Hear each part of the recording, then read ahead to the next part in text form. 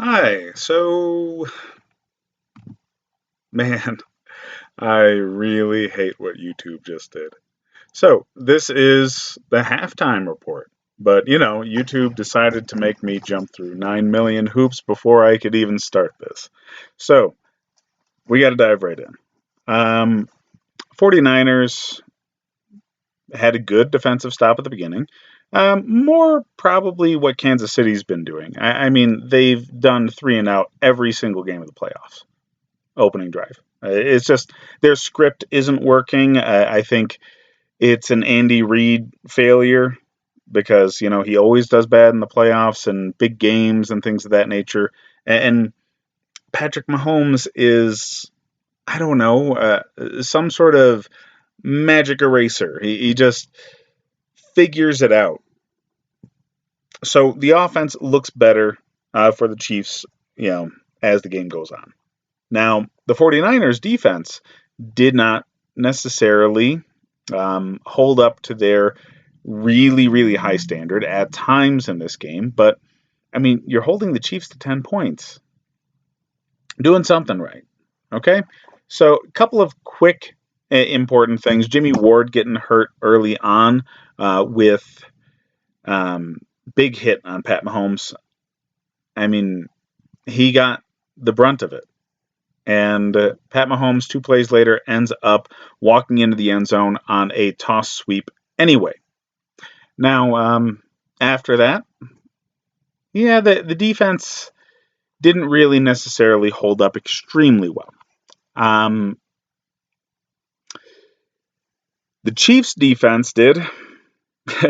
They got a lot of pressure on Garoppolo and got him into a bad pass. They intercepted him, and that allowed them to take the lead. Well, a commanding lead. They already had a lead at that point. They were at 10-3 afterwards. 49ers, defense and running finally started to click late in the first quarter and into the second. So I don't know. It's very, very back and forth right now, and I appreciate this game. It's nice to have competitive games in the Super Bowl, and we have the two. They're the best teams. All right. This is wonderful. This is exactly what the league wants. Um, the commercials have been hit and miss. And, well, I'm making a video instead of watching the halftime show. So that shows how excited people are about that, right? Now, no offense to Shakira and Jennifer Lopez. I'm sure they're going to be quite entertaining. And yeah, just not my cup of tea. All right. But yeah, football. Nick Bosa is, well, he's not necessarily Nick Bosaing, but the defensive front for the 49ers is making their presence known. The Chiefs, they use their running game sparingly, but their running game's actually been quite successful in this game. So I don't understand necessarily keeping to that strategy, but Andy Reid's won a lot of games like this, so he's going to. Damian Williams has been ripping off some big chunk plays in the running game. It's obviously because, the 49ers are gearing up to stop Mahomes in the pass, but it's still there. And I think the Chiefs can definitely take more advantage of that in the second half. The 49ers, once their run game started to pick up, the run action, the play action pass, just got very, very easy throws for Jimmy G. When not using play action, Garoppolo's been crap. Obviously, he had the interception, but he had a batted ball at the line. It's not just the interception. The play action really helps him. I mean, anytime they go single high safety, there's so many openings that a good route running receiver like Emmanuel Sanders or George Kittle is going to be able to find a soft spot. And Jimmy G is very good when there's no pressure. That means obviously pressure on him from a pass rush standpoint, but also you don't have to fit it into a tight window kind of pressure. So his offensive line is fantastic. There's enough scare of the run, and well, his receivers run good routes. This is what the West Coast offense always was.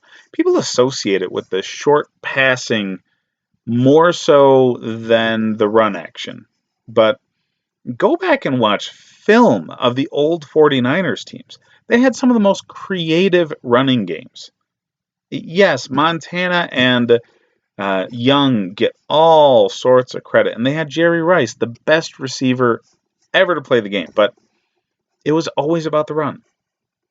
So that's kind of where I stand on this game. It's very, very interesting to see the origins of the West Coast offense, the run-centric origins of the West Coast offense, going up against essentially what the West Coast offense has become with the short passing on the Andy Reid side of things. So I'm really enjoying that dichotomy. Both offenses are doing extremely well. I've said for a long time, the reason I'm picking the 49ers to win this, and I still am, by the way, they can win multiple different ways. They can win an ugly game, and they can win a shootout.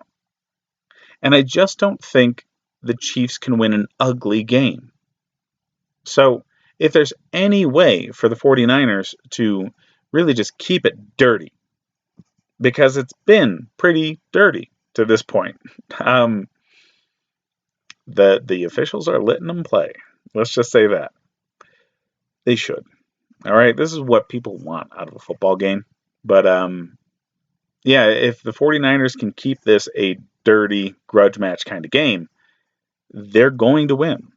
They just have more of that guttural kind of toughness that you're looking for in a football team than the Chiefs do. The Chiefs are very much a fast-paced offense-centric team. The defense will not be able to continue to hold all game with Tevin Coleman and Mostert running the way they have. That 49ers running game got going really well towards the end of the first half, and I expect it to continue that way. Now, yeah, this is... goddamn, I hate YouTube right now. So, yeah, that's essentially what I have for you guys. I think the 49ers can continue this pace, continue this back and forth, really, really aggressive, ugly, hard-hitting, holding, and offensive pass interference kind of centric game going. The officials are in a tough spot in the Super Bowl. It's the defining moment for the game. So you damn well better not have the officials take it over. And the NFL's smart, okay? The officials have always swallowed the whistles in the playoffs and the Super Bowl, always. And the teams know about that. That's the first thing that Kyle Shanahan was talking about early on in the game. He was worried about the Chiefs and the holding they do on the outside hasn't been called the whole playoffs. So why would they start to call it now? So you lay that kind of groundwork, sure, but your receivers can do, your DBs can do the exact same thing.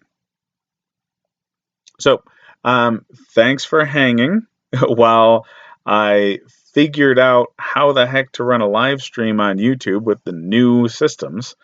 Yeah, this is the Nerdy Sports Fan, starting DB for the Montana Miracle Whips, signing off until postgame.